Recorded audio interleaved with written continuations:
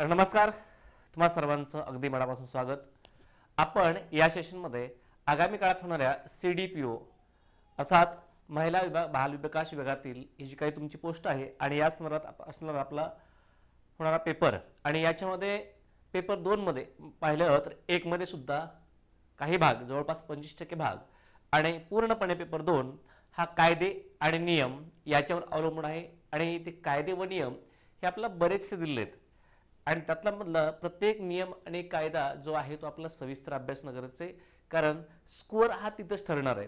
Paper 1 जर पाहिला आपण तर पेपर 1 मध्ये आपल्याला मराठी, इंग्रजी किंवा सामान्य ज्ञानचा जो भाग दिलेला आहे त्याच्यामध्ये बराचसा भाग आहे ते सर्वांसाठी कॉमन असतो, परंतु ज्यांचं होल्ड हा पेपर 1 मधील उर्वरित 25% भाग असेल आणि पेपर 2 मुख्यतः पेपर 2 वर ह्या पेपर 2 मध्ये जे जे काही तुम्हाला जवळपास 5 घटक दिलेत आणि त्याच्यामध्ये एक घटक असणारा त्याच्यात बरेचसे नियम दिलेत आपलं म्हणजे तुमचे अपील नियम असेल, अपीलच नियम असेल, सेवा वर्तणूक असेल, रजे संदर्भात असेल, भत्त्या संदर्भातला असेल, जवळपास 10 प्रकारचे इथं आपल्याला नियम दिलेत आणि ह्या प्रत्येक नियमावर जे काही प्रश्न विचारले जाणार ते आपल्याला अगदी परफेक्टरित्या बरोबर आणणं आवश्यक आहे, त्यावेळेस आपण सिलेक्ट होऊ शकतो. आणि जर हे व्यवस्थितरित्या आपल्याला कव्हर करायचं असेल तर आपल्याला प्रत्येक नियमावर आणि प्रत्येक नियमातील प्रत्येक आपल्याला त्या नियम कलम या सगळ्या तरतुदीवर आपल्याला पूर्णपणे अभ्यास करणं आवश्यक आहे. आता या सेशनमध्ये आपण एक थोडक्यामध्ये रजा नियम 1981 चा हा काय आहे आणि त्याचं स्वरूप कशा प्रकारचं आपल्या इथं पाहायचं आहे.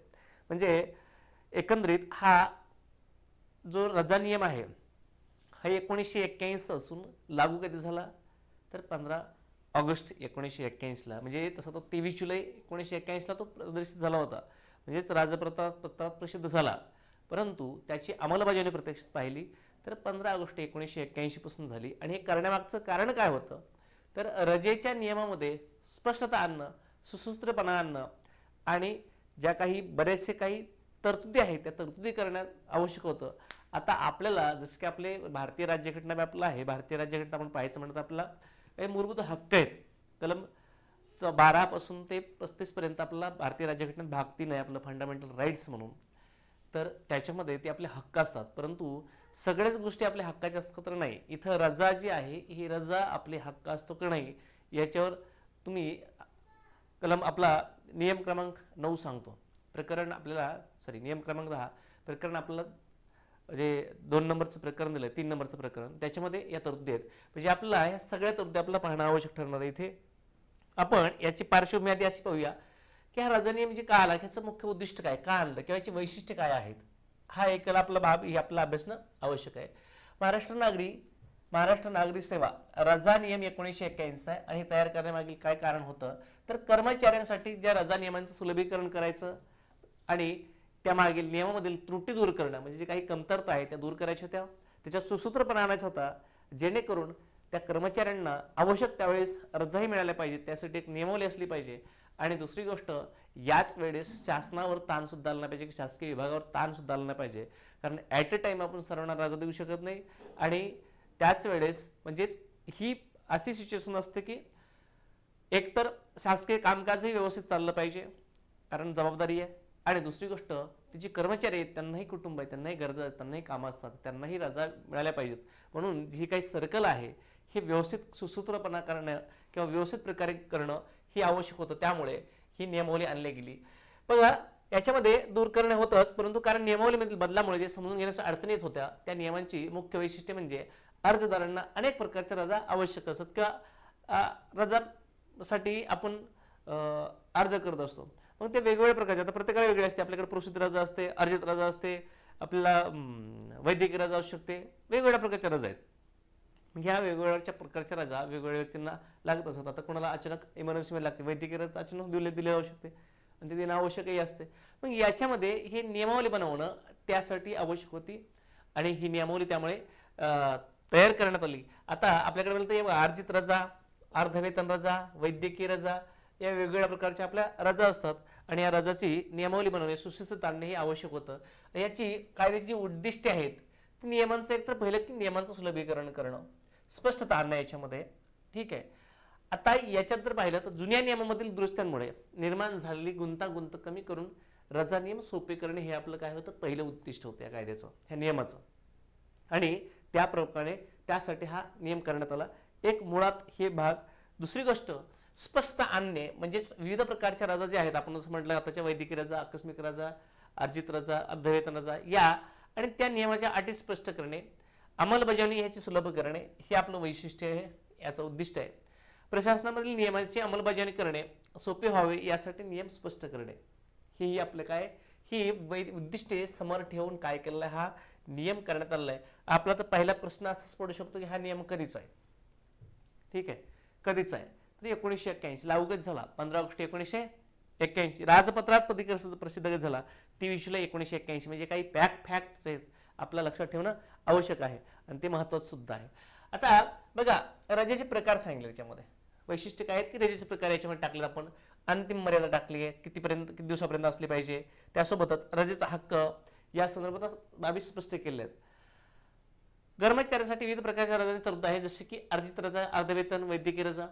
आणि अंतिम मर्यादा काय आहे तर अर्जित रजा साठण्याची मर्यादा 300 दिवसापर्यंत असू शकते. हे बघा लक्षात ठेवा, 300 दिवसात. मग आपला इथे प्रश्न म्हणू शकतो, साधा प्रश्न असू शकतो की अर्जित रजा साठण्यासाठी अंतिम मर्यादा किती दिवसापर्यंत असू शकते. बरं, या मर्यादेपलीकडे अर्जित रजा जमा होतात का? अजिबात नाही. तुमची अर्जित रजा जास्तीत जास्त कितीपर्यंत साठवू शकतो मी? 300 दिवसापर्यंत. नाही तर परफेक्ट एक कन्सेप्ट फॅक्च्युअल प्रश्न म्हणू शकतो. आणि हा ऑलरेडी तुम्ही शासकीय कर्मचारी आहात तर तुम्हाला हे माहितीच असते, कारण रजा या संदर्भात तुम्हाला माहिती असतात बऱ्याचशा गोष्टी बेसिकली. आणि प्रश्न इथे पडू शकतो, तो सगळ्याचा बरोबरही येऊ शकतो. पण इतर जे प्रश्न आहेत, इतर जे बनणारे प्रश्न ते मात्र चुकता कामा नये. तिथं जिथे सर्वांचा बरोबर येऊ शकतो किंवा सर्वांचा चुकू शकतो तिथं आपली स्पर्धाच नसते, कॉम्पिटिशन नसते. कॉम्पिटिशन कुठं राहतं? जिथं की सर्वांचं चुकणार नाही आणि सर्वांचं बरोबर येणार नाही. मग जिथं आपल्याला इतरांपेक्षा वेगळं करता येतं अशा बाबीमध्ये आपला हे करणं गरजेचं आहे. बघा, रजा मिळण्यासाठी पद्धत तिथे स्पष्ट केली आहे. दरवर्षी 2 हप्त्यांमध्ये 15 दिवसांची रजा जमा केली जाते. लक्षात ठेवा, दरवर्षी 2 हप्त्यामध्ये, एक नाही 2 हप्त्यामध्ये 15 आणि 15 दिवसांची रजा जमा केली जाते. आणि हा रजेचा हक्क आहे का तर शासकीय कर्मचाऱ्यांसाठी रजा हक्कासंबंधित महत्त्वाचे नियम आणि तरतूद स्पष्ट केले आहेत. म्हणजेच आपल्याकडं याच काय ह्याच्या नियमाच्या जर प्रकरण आपले आहे प्रकरण 3 आणि याच्यामध्ये आपल्याला एकंदरीत 10 ते 13 पर्यंतचे नियम सांगितले. आणि याच्यामधला हा 10 नंबरचा नियम आपला काय सांगतो की रजा हा हक्क नाही. लक्षात ठेवायचा, रजा हा हक्क नाही आपल्याला स्पष्ट केलंय. मग आपल्याला त्याच्यावरही प्रश्न विचारला जाऊ शकतो. पण ही एकंदरीत ही सगळी प्रक्रिया आहे इथं व्यवस्थित काय केली बनवली आणि त्यासाठीच हा नियम अस्तित्वात आणलाय. या नियमांचं जर आपण स्वरूप पाहायचं म्हटलं एकंदरीत तर याच्यामध्ये बघा एकूण 9 प्रकरणे आहेत. प्रकरण 9 टाकलेत रजा नियमासंदर्भातले. आणि ह्याच्यात नियम आहेत जसं की आपल्या कायद्यात कलम असतात तसे हे नियम आहेत. आणि हे नियम किती त्याच्यामध्ये 97 नियम, 9 प्रकरणांमध्ये समाविष्ट असणारे 97 नियम टाकले त्याच्यामध्ये. आणि वरून हे 5 परिशिष्ट दिलेले आहेत. परिशिष्टे किती? 5. याच्यामध्ये वेगवेगळ्या तरतुदी करण्यात आल्या आहेत. जसे की आता यातलं 5वं परिशिष्ट आहे, परिशिष्ट क्रमांक 5. हे परिशिष्टांमध्ये परिशिष्ट क्रमांक 5 याच्यामध्ये काय केले नमुने दिलेत. नमुने म्हणजे तुम्हाला रजा मिळवण्यासाठीचा नमुना असेल, अर्ज करण्यासाठीचा नमुना, नमुना क्रमांक 1 नुसार तुम्ही रजा मिळवण्यासाठी अर्ज करू शकता.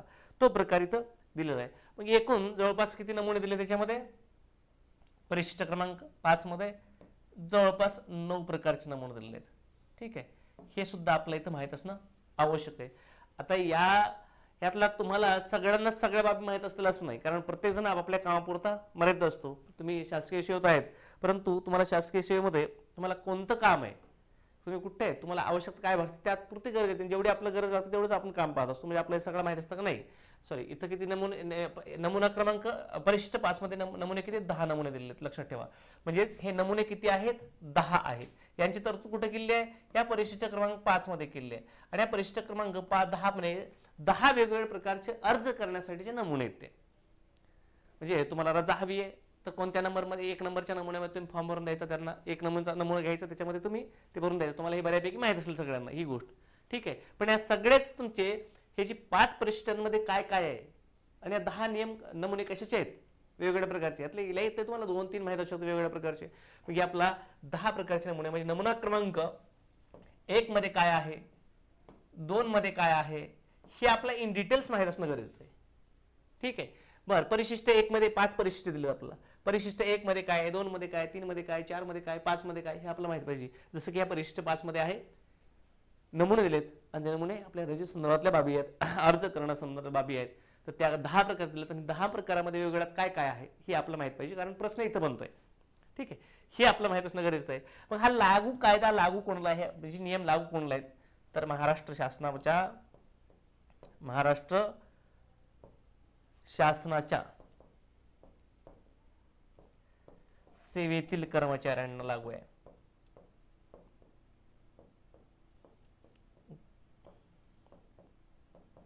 कर्मचारी व अधिकारी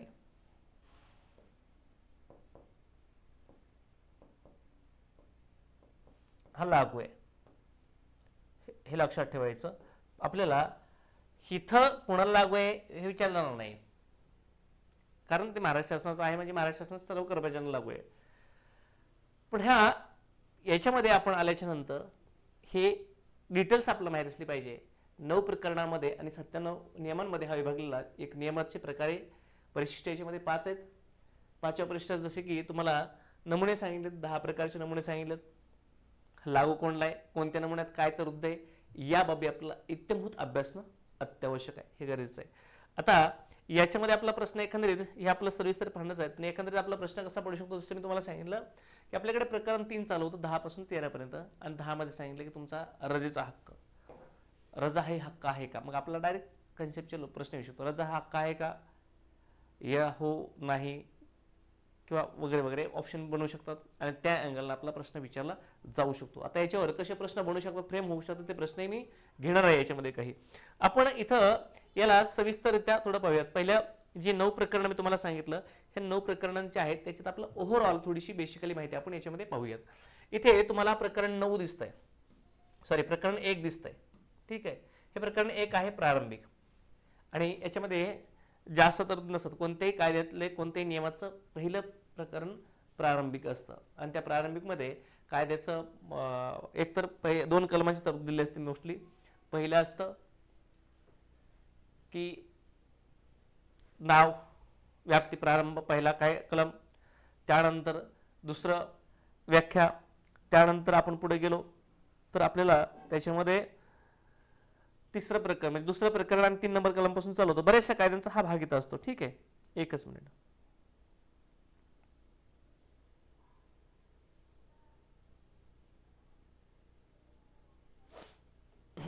चला, आता ही जी प्रकरण आहेत ही एकंदरीत ही आपल्याला 9 प्रकारचे प्रकरण एक ह्याच्यामध्ये पाहायचं सर्वसाधारण मध्ये.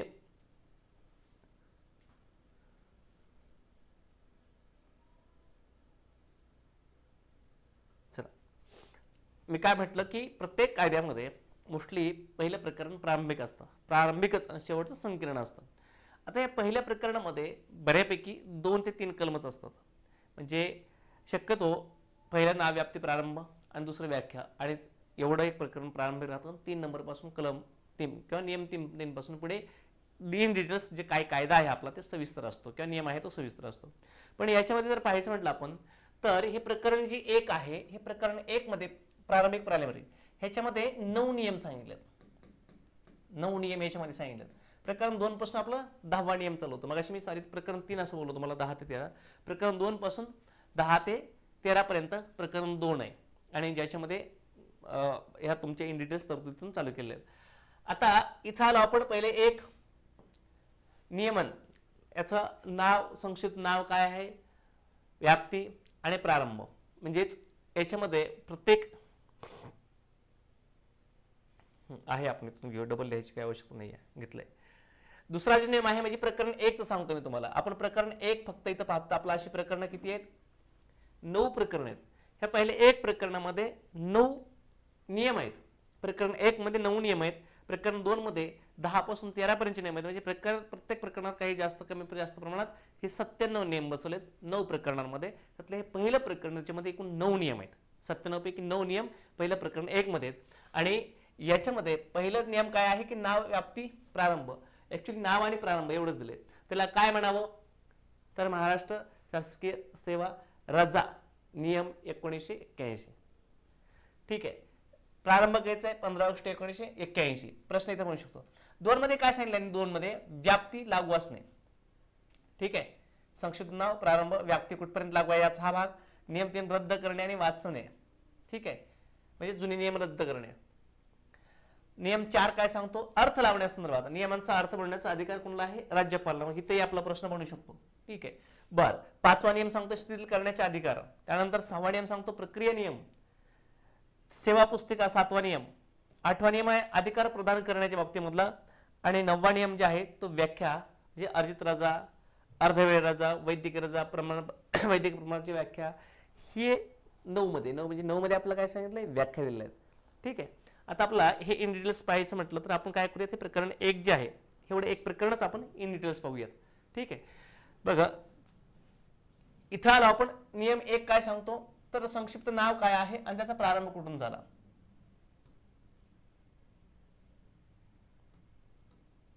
या नाव. एक तर या नियमात महाराष्ट्र नागरिक सेवा रजा नियम 1981 असं म्हटलं जाईल. हेच नाव आहे. दुसरी गोष्ट याची अंमलबजावणी कधी झाली तर हे नियम महाराष्ट्र शासन राजपत्रात प्रसिद्ध झाल्याच्या तारखेपासून अंमलात येतील, परंतु तसं झालं नाही. काय झालंय ते 1 मिनिट. पहिली गोष्ट तर इथं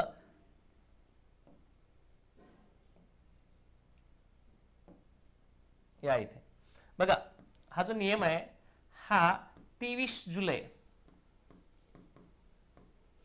1981 ला प्रसिद्ध झाला आणि राजपत्रात प्रसिद्ध झाल्यानंतर त्यानंतर हा 15 ऑगस्ट कधी 1981 ला हा लागू झाला. ठीक आहे. मग ही जी तरतूद असते अंमलबजावणी कधी झाली? अंमलबजावणी म्हणजे लागू होणे. तर ही अंमलबजावणी लागू कधी झाली तर 15 ऑगस्ट 1981 पासून. आणि राजपत्रात प्रसिद्ध कसा झाला? 23 जुलै 1981. म्हणजेच 23 जुलै नंतर पुढे 20-22 दिवसानंतर हा कायदा लागू झालाय. 15 ऑगस्टचा मुहूर्त शोधला असेल. ठीक आहे. आता याच्यामध्ये जर पाहायचं म्हटलं विश्लेषण काय, कोणत्याही कार्याची ओळख आणि त्याची सुरुवात या नियमाने निश्चित होते. यामुळे कार्य स्पष्ट येते. सोडून देत काही घेणं नाही. नियम क्रमांक 2 दिला आपला, म्हणजे आपला 97 नियम आहेत आणि 9 प्रकरण लक्षात ठेवा वारंवार. या 9 प्रकरण पहिल्या प्रकरणामध्येच 9 नियम आहेत. त्यातला हे दुसरा नियम व्याप्ती लागू असणे. आता याची व्याप्ती कुठपर्यंत आहे आणि हा लागू कोणाला आहे जे मी सुरुवातीलाच तुम्हाला सांगितलं होतं एक बेसिकली स्वरूपमध्ये. हे अत्यंत महत्त्वाचं कलम आहे. नियम कोणाला लागू आहेत आणि कोणाला नाही हे स्पष्ट करण्याचं हे कलम आहे. हे नियम आहे. कोणता? नियम क्रमांक 2. बरं, हा कोणाला लागू आहे हा एक पहिला मुद्दा आणि हा कोणाला लागू नाही हा दुसरा. लागू नसणारे म्हणजे अपवादामध्ये येणारे लोक किंवा शासकीय सेवक. महाराष्ट्र शासनाच्या सेवेतील नागरिक संवर्गातील कर्मचाऱ्यांना ज्या कर्मचाऱ्यांचे वेतन राज्याच्या संचित निधीतून दिले जाते, संचित निधीतून राज्याचे दिले जाते. आपल्याकडे घटना कलम 366 ठीक आहे 266 मध्ये ही तरतूद करण्यात आली आहे आणि त्यानुसार संचित निधी असतो. राज्यालाही असतो, केंद्रालाही असतो. ठीक आहे. संचित आणि आकस्मिक निधी 2 निधी असतात. सगळ्यांचं वेतन या संचित निधीतूनच होत असतं. बघा मग कोणाला लागू नाही तर अखिल भारतीय सेवा. आता का लागू नाही पॉईंट आपल्याला लॉजिकली तुम्हाला कळलंच पाहिजे. आपण म्हटलं की महाराष्ट्र शासनाच्या सेवेतील कर्मचाऱ्यांना आणि अधिकाऱ्यांना लागू असतं, परंतु तुम्ही जर IAS IPS अधिकारी पाहिलं तर त्यांचं भारतीय सेवा असं असतं ना, भारतीय प्रशासकीय सेवा, भारतीय पोलीस सेवा. त्यामुळे थोडंसं लक्षात ठेवायचं यांना जी नियमावली आहे यांची नियमावली ह्या IAS अधिकाऱ्याच्या IPS IFS हे जे अधिकारी असतात म्हणजे इंडियन फॉरेस्ट सर्व्हिस, फॉरेन नाही, फॉरेनचा राज्याशी काय संबंध असतो. बरं फॉरेनची काय असतं आपल्याकडे कुठं पारपत्र विभागामध्ये, तर त्यांनाही लागू नसतो हा. त्यांची काय नाही, त्यांच्यासाठी सेंट्रल गव्हर्नमेंटचे केंद्राचे नियम असतात. पण कोणाला लागू नाही तर अखिल भारतीय सेवेतील अधिकारी त्यांना केंद्र सरकारचे all India service leave rules लागू असतात. हे महत्त्वाचं लक्षात ठेवायचं. दुसरी गोष्ट एक आता इथं खूप मस्त प्रश्न बनू शकतो लक्षात ठेवा. कोणाला लागू आहेत कोणाला नाही. हा महाराष्ट्र शासनाच्या कर्मचाऱ्यांना लागू आहेत आपण इथं बोललो याच्यात. आणि ते लागू कोणाला आहेत तर अखिल भारतीय सेवेत त्यांना वेगळे रूल आहेत. आकस्मिक निधीतून ज्यांना वेतन दिलं जातं त्यांना, उदरगत रोजंदारीवर काम करणारे मजूर. आता सगळ्यात मोठं साधं सांगतो तुम्हाला मी, हे इथं आपला अभ्यास न करता आपण सांगू शकतो. रोजंदारीवर काम करणारे मजूर हे असंघटित कामगार असतात किंवा ते जरी संघटित असले तरी ते खाजगी असतात, तर शासकीय सेवेमध्ये येत नाहीत. ठीक आहे, मग शासकीय कर्मचारी आहेत सगळ्यांना लागू आहे, अधिकारी कर्मचाऱ्यांना, फक्त भारतीय सेवेतील अधिकाऱ्यांना सोडून. ठीक आहे, साधे, याच्यामध्ये काही आपला अवघड लक्षात ठेवायचं असं अवघड नाही आहे. बरं, पुढे उच्च न्यायालयाचे न्यायाधीश, त्यांना वेगळे घटनात्मक नियम लागू आहेत. उच्च आणि सर्वोच्च न्यायालयाचे न्याय व्यवस्थालाच वेगळे आहेत. म्हणजे आपल्याकडे बघा न्यायाधीशांच्या बाबतीमध्ये अशी एक विशिष्ट तरतूद आहे की आणीबाणी लागल्याच्या नंतर आर्थिक आणीबाणी सोडली तर त्याच्यामध्ये ती सोडली तर अन्यथा इतर कोणत्या बाबतीत न्यायाधीशांच्या वेतनामध्ये कपात केली जाऊ शकत नाही, काही बदल केला जाऊ शकत नाही. आणि त्यांचे जे वेतन आहे, राष्ट्रपती, राज्यपाल, न्यायाधीश यांचे वेतन आहेत, हे संसदेत ठरवले जात असतात. ठीक आहे, संसद ठरवते कायदा करून न्यायाधीशांचं वेतन, उच्च आणि सर्वोच्च सगळ्याच न्यायाधीशांचं, उच्च न्यायालय, सर्वोच्च न्यायालय. त्यामुळे यांच्याशी राज्य शासनाच्या याचा काही संबंधच लागू होत नाही की रूल लागू होण्याचा हा. ठीक आहे, विशिष्ट करारावर नियुक्त व्यक्ती, जसं जर करात वेगळे नियम असतील तर ठीक आहे, हे लक्षात ठेवा, हे लागू नसतात, हे यांना लागू नाहीत, हे तुम्हाला लगेच कळून जाते लागू नाहीत, हे सगळ्यात महत्त्वाची बाब आहे. पुढे प्रशासकीय अधिकाऱ्याला हे समजणे गरजेचे आहे की आपल्या कार्यालयातील प्रत्येक व्यक्तीला नियम लागू होत नाहीत. उदाहरणार्थ कंत्राटी कर्मचारी रजा मागू शकत नाही.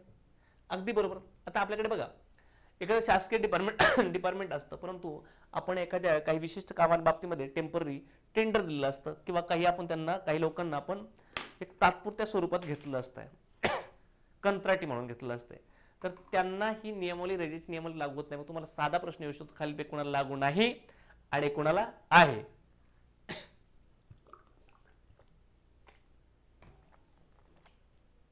ठीक आहे, पुढे आलो आपण. नियम 3 आपला काय सांगतो, निरसन आणि व्यावृत्ती.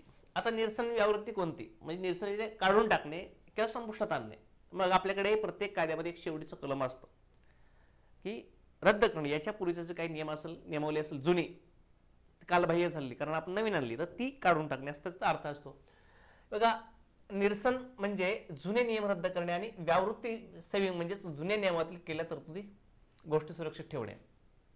निरसन व्यावृत्ती दोन्हीचा अर्थ. निरसन रिपील म्हणजे जुने नियम रद्द करून टाकायचे, निरसन म्हणजे दूर करणे, रद्द करणे. आणि व्यावृत्ती म्हणजे सेविंग म्हणजेच काय, तर जुन्या नियमाखाली केलेल्या गोष्टी सुरक्षित ठेवणे. म्हणजे मला एक सांगा, आता 1981 पर्यंत हे जुने कायदे नियमावली होती, बरोबर आहे. आता त्या नियमावलीचं निरसन झालं म्हणजे जुने नियम रद्द झाले.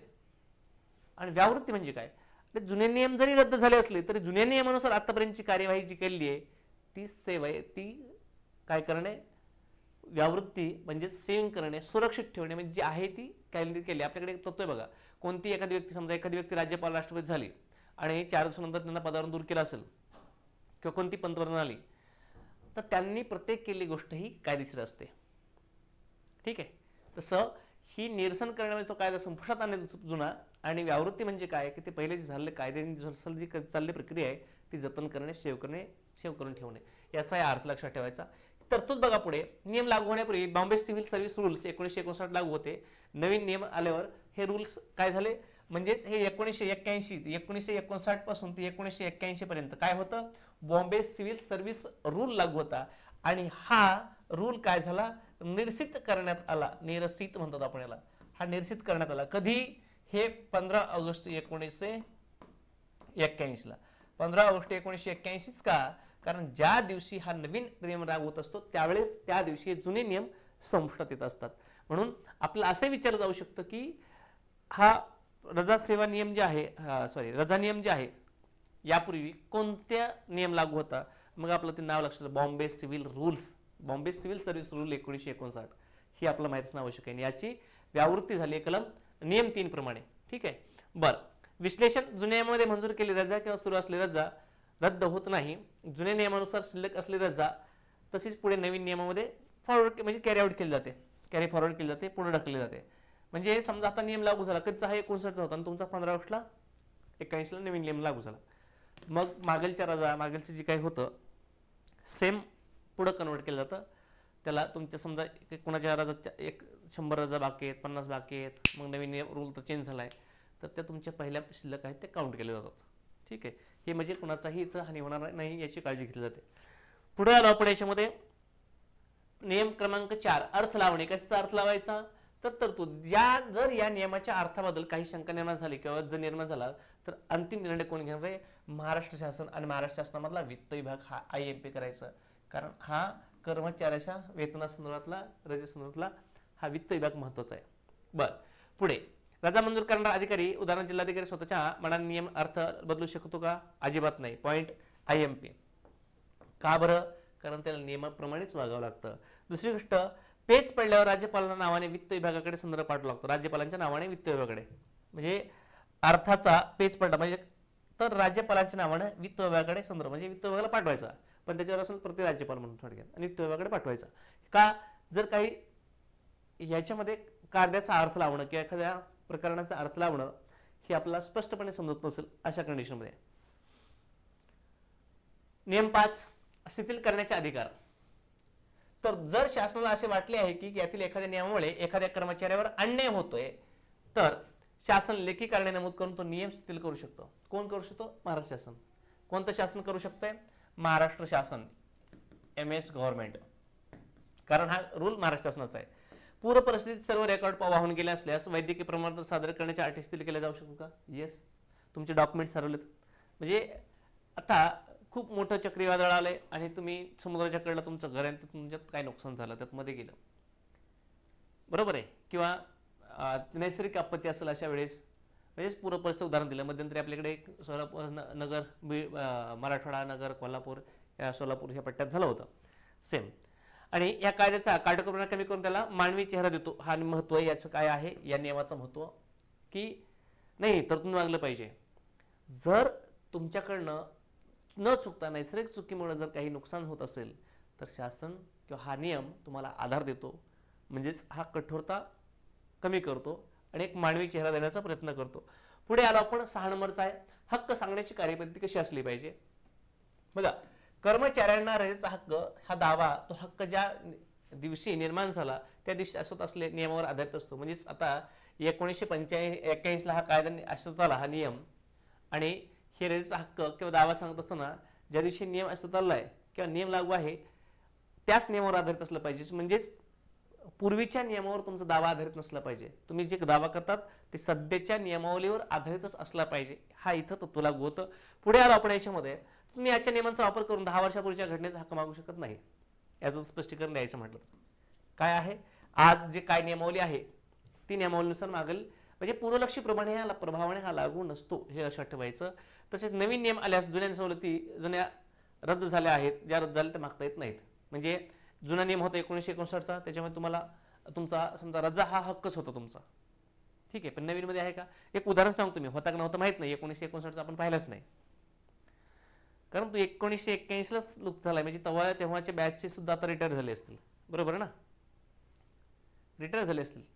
18 भरतीवाला किमान 18 आणि 81ला 19 आणि 25 44 वर्ष झाले, म्हणजे 62 वर्ष वय झालं त्यांचं, म्हणजे रिटायर झाले महाराष्ट्र शासनाचे कर्मचारी.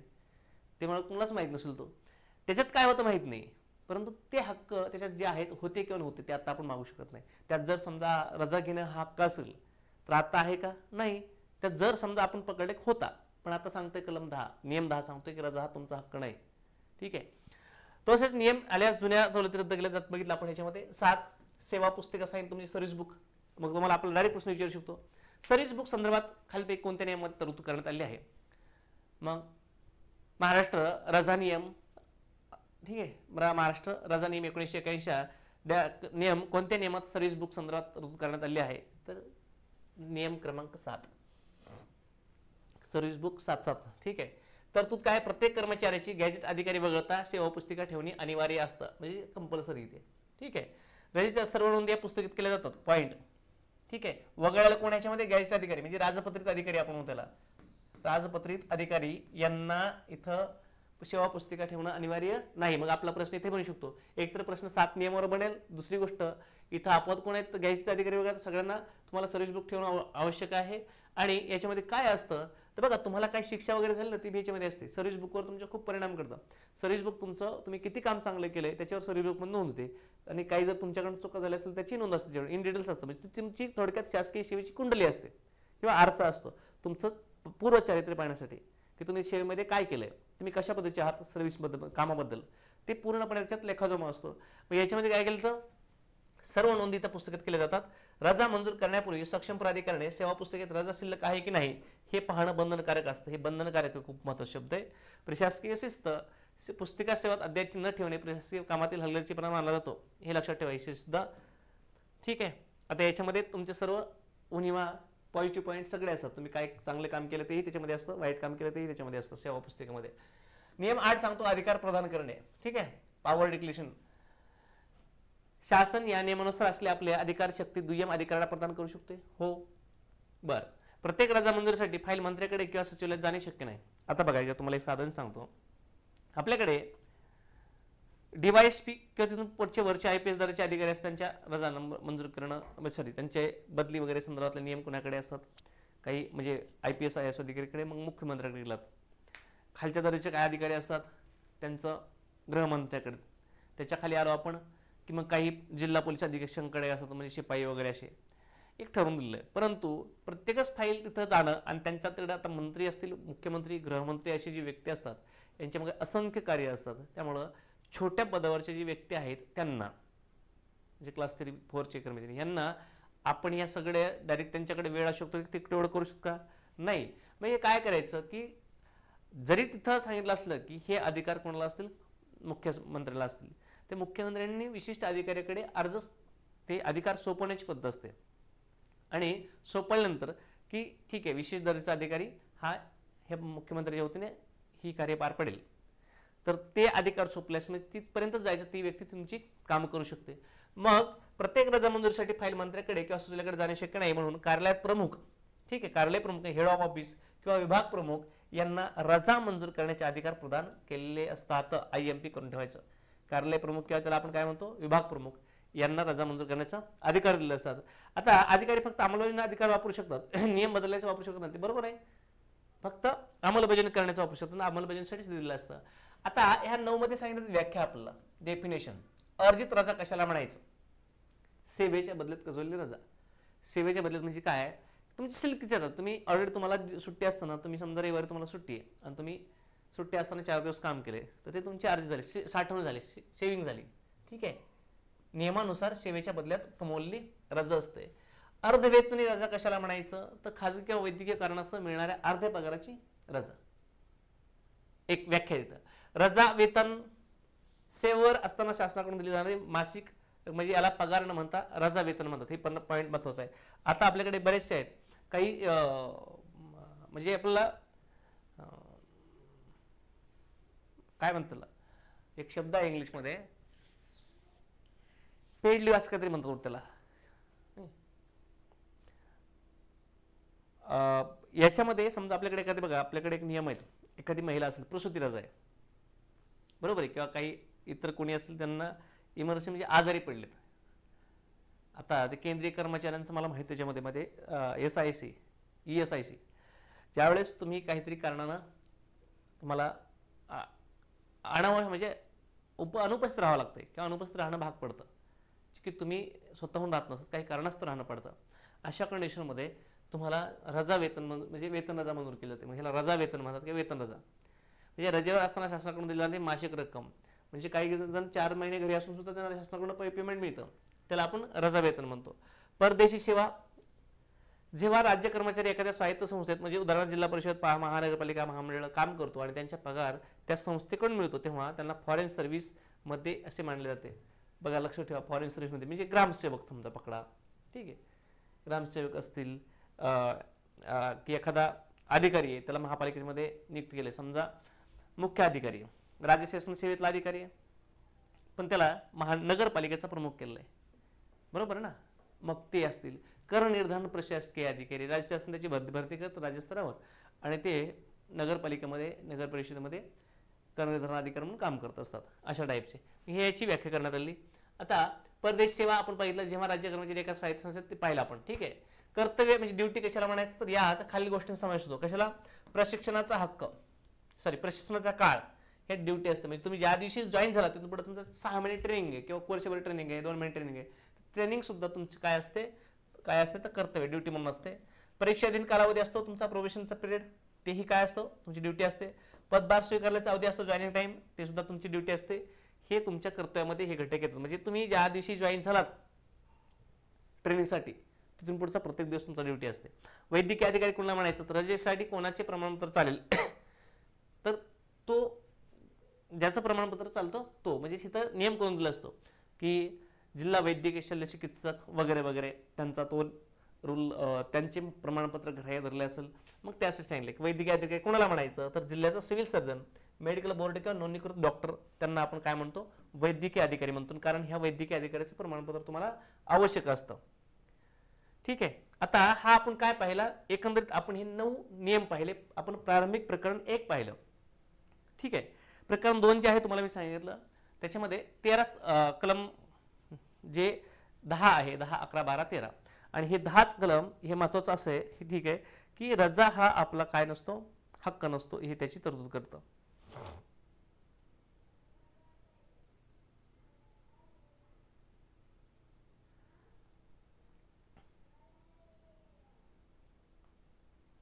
ठीक आहे. आपण या सेशनला इथं थांबूयात. आपण भेटूयात नेक्स्ट सेशनमध्ये. आणि शेवटी एक सांगू इच्छितो की डिपार्टमेंटल CDPO जी आपण जाहिरात आली आता, यासाठी उत्कर्ष इन्स्टिट्यूटने एक बॅच लॉन्च केलेली आहे, ज्याला बरेचसे विद्यार्थी प्रतिसाद देत आहेत. तुम्ही सुद्धा नक्कीच लवकर जॉईन करा आणि प्रत्येक घटक अगदी सविस्तर शिकून यामध्ये जे काही 258 किती जागांचे आहेत तर या जागेमध्ये आपला एक नंबर लावण्यासाठी किंवा आपण सिलेक्ट होण्यासाठी पूर्णपणे आमचा प्रयत्न असला नाही 100% ऑथेंटिक असेल तर नक्कीच तुम्ही इथं जॉईन होऊ शकता. आपण भेटूयात नेक्स्ट लेक्चरमध्ये. धन्यवाद.